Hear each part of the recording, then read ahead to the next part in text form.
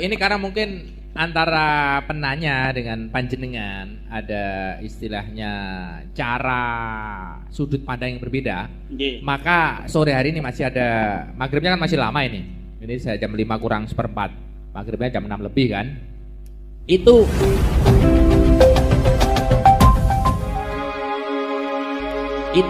saya berusaha jadi moderator lah kalau panjenengan semua setuju gitu. Jadi setuju.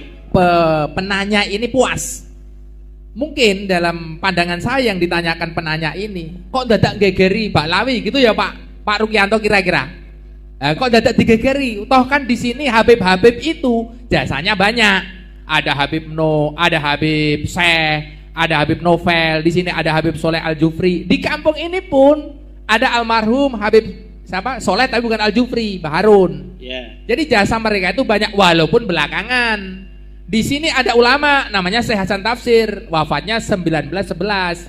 Habib Baharun datang baru kemarin sore, kebetulan sudah wafat. Habib Soleh Al-Jufri datang di sini tahun 2000. Anak saya yang dongani, yang akikoi Habib Soleh Al-Jufri. Karena beliau memandang mungkin, dadak digegeri Mbak Lawi ngopo wong ning kene wis dakwah kok.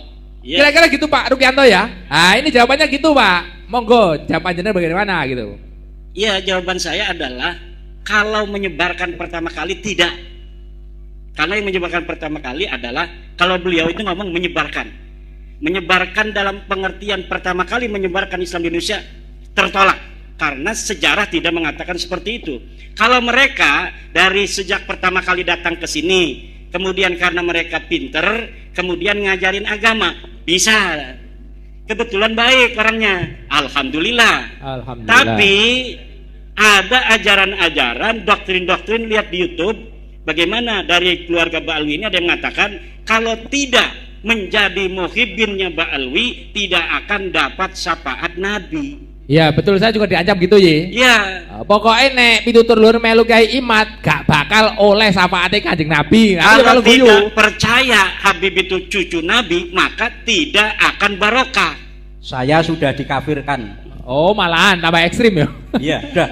Sementara kalau kita bicara nasab, ya nasab itu tadi berita itu mahtamala sidqa wal kadhiba, dia bisa benar bisa salah. Dan saya dapat membuktikan Pak Rukianto bahwa nasab mereka itu salah, nasab mereka tertolak, dia bukan cucunya Nabi. Kalau mereka itu ulama, kita wajib hormati, bukan karena dia turun Nabi, karena ulama, karena memberikan manfaat untuk masyarakat sekitar, ngajarin ngaji, ngajarin kitab.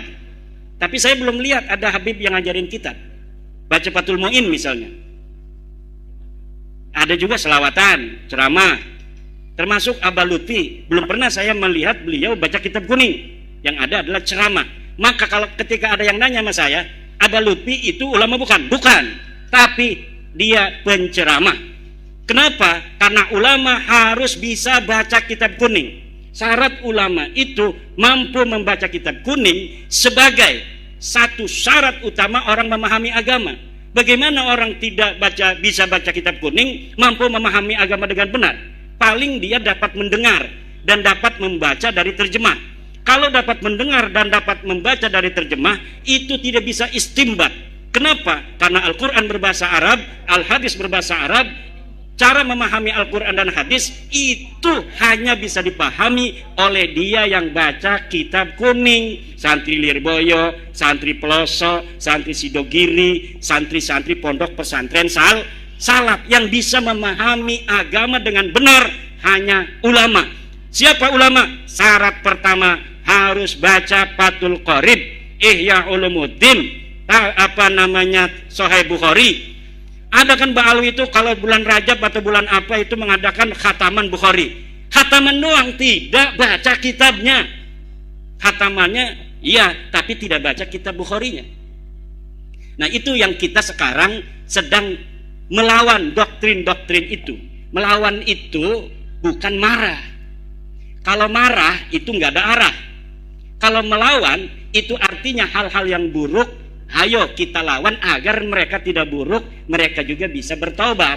Ayo kita sama-sama bangsa Indonesia seuyunan, semuanya pun bisa menjadi mulia. Siapa saja bisa menjadi ulama, siapa saja bisa menjadi wali, siapa saja bisa masuk surga. Tidak mesti dia harus jadi muhibbin yang ba'alwi, dia harus bisa masuk surga baru.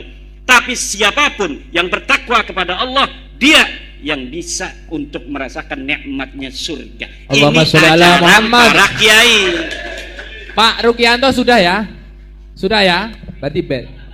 Oh ya, coba. Karena ini nanti terjadi, mohon maaf, beliau kan juga istilahnya sesepuh di sini. Nanti kalau sampai ini terjadi sesuatu khilaf dan lain sebagainya, kalau cara pandangnya sudah berbeda, nggak akan ketemu ini. Nggak apa-apa, agama itu dari dulu berbeda kok. Oh gitu. Iya.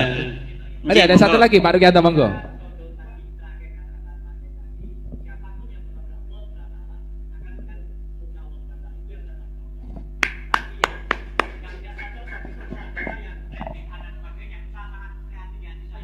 Karena begini, Pak Rukianto, kenapa saya mengatakan tes DNA sekarang-sekarang? Dulu enggak, ini sudah setahun 7 bulan, saya tidak ngomong-ngomong tes DNA. Karena ketika sudah kita ungkapkan kebenaran melalui kitab, melalui sejarah, melalui standar ilmiah yang universal, mereka tetap mengaku ngotot, marah, mencela, mencaci saya. Kemudian tetap mengatakan saya turunan Nabi dan kamu adalah begal nasab. Oke, kalau masih kekeh mengaku turun Nabi, ada cara lagi, yaitu tes DNA itu. Kalau sudah benar-benar itu terjadi friksi yang diametral, tidak ada penengahnya, hakimnya ada, yaitu tes DNA. Dan ini kalau dibawa ke negara, ujungnya pasti tes DNA. Karena ketika Mario Teguh berbeda pendapat dengan anak dan istrinya, kata istrinya yang sudah dicerai itu bahwa anak ini anak Mario Teguh. Kata Mario bukan. Dia takut sama istri yang sekarang kan. Akhirnya anaknya tes DNA, Mario Teguh tes DNA, dan ditemukan tes DNA-nya betul bahwa anak ini, Danang apa siapa itu, adalah anak dari Mario Teguh. Jadi ketika terjadi friksi, ta'arud yang tidak bisa diselesaikan, maka friksi. Salah satu-satunya cara adalah tes DNA. Friksi, mohon maaf, friksi ini orang awam nih, friksi belum paham apa artinya gitu. Nah, gitu. Ya terjadi perbedaan pendapat. Gitu. Iya. Mungkin ini teman saya Aliyah. Pak Rukianto. Enggak, saya seneng kalau ada diskusi itu seneng. Ini saya dulu juga berpikir seperti panjenengan. Kenapa wong podo-podo Islami eker-ekeran? Tapi karena perkembangan pemikiran kita dan kita itu jari santri-santri itu ngaji tanpa henti. Yang jadi persoalan itu bukan baik atau tidak baiknya. Habib yang baik juga banyak, guru saya yakin, saya akui guru saya Habib yang baik. Yang jadi persoalan di sini ya, beliau mengaku sebagai dzurriyyah Rasul. Satu, sebentar ya, jangan dipotong dulu. Ngaku sebagai dzurriyyah Rasul. Kita sebagai orang Ahlus Sunnah wal Jamaah punya keyakinan cinta kepada dzurriyyah Rasul itu hukumnya wajib. Kalau wajib berarti ini masuk disebut syariat agama Islam sing dicekel wong Ahlus Sunnah wal Jamaah. Kalau sudah syariat, itu mesti ada kitab sasaran syariat.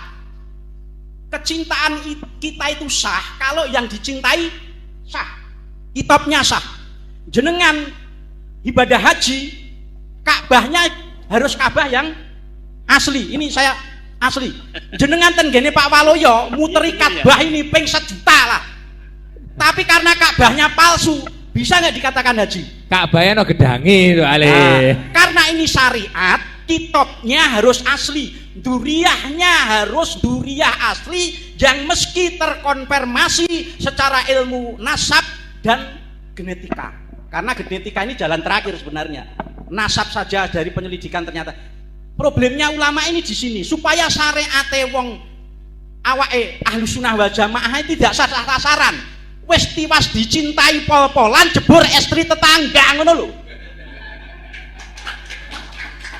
Akhirnya loh tiwas tak seneng pol-polan kok. Oke, saya kira sederhananya seperti itu. Oke, saya kira sudah ya. Dari Pak Ruki sudah, dari Pak Kiai Imat sudah, dari Kiai Ukit sudah. Ada pertanyaan pertama dari daerahnya Kiai Imat ini yang menarik.